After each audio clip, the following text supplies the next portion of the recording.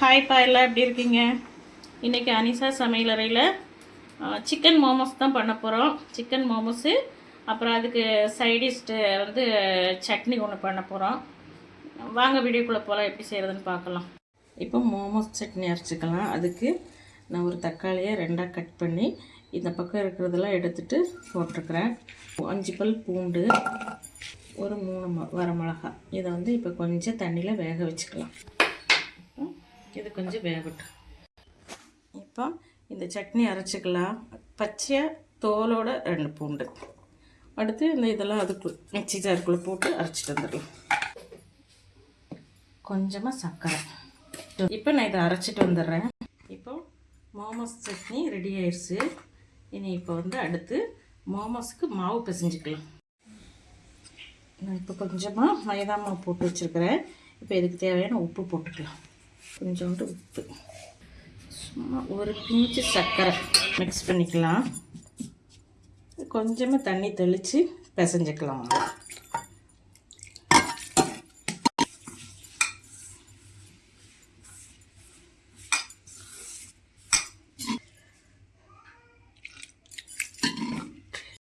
இப்போ மாவு பிசைஞ்சாச்சு.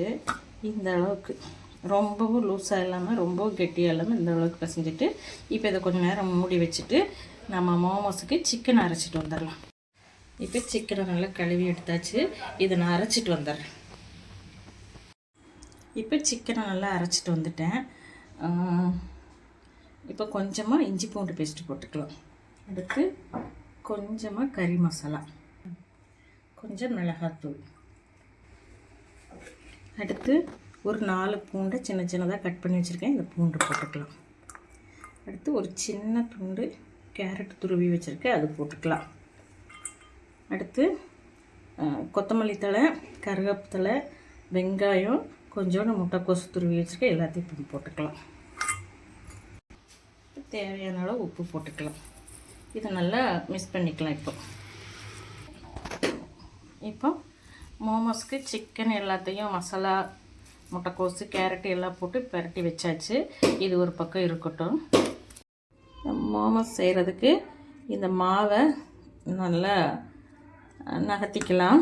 பூரிக்கட்டை வச்சு நகர்த்தி சின்ன சின்ன ரவுண்டாக போட்டுக்கலாம்.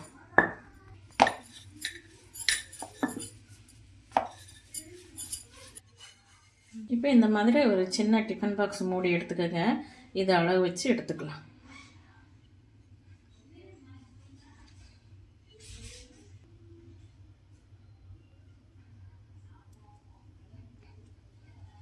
மோமோஸ் எடுத்து இந்த ஸ்டப்பிங்கை அதுக்குள்ளே வச்சு இப்போ இதை மடிச்சுக்கலாம்.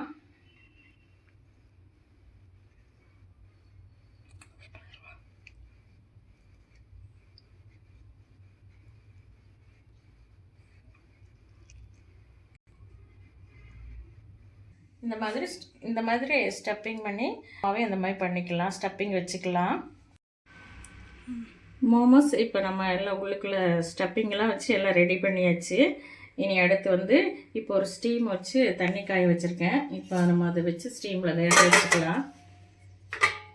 இப்போ இந்த ஸ்டீமரில் கொஞ்சம் நெய் போட்டிருக்கிறேன். நெய் கொஞ்சம் அதை மேலால் அப்ளை பண்ணி வச்சுருக்கிறேன். இப்போ நம்ம இதை ஒன்றா வச்சுக்கலாம்.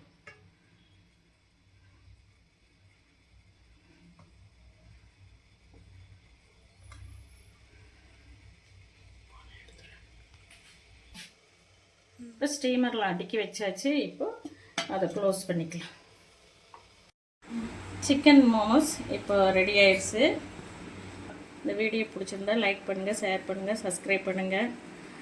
தேங்க்யூ.